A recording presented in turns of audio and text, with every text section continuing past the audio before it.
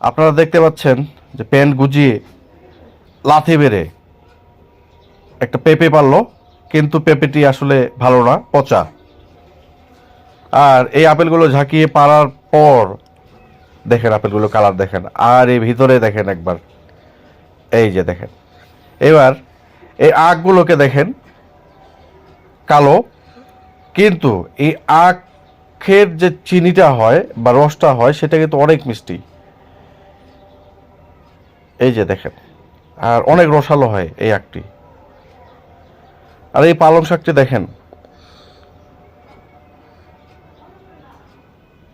ছোট্ট ছোট্ট পালং শাক, কিন্তু এটার বয়স আছে এই শাকের। আর এই আদাগুলোকে দেখেন,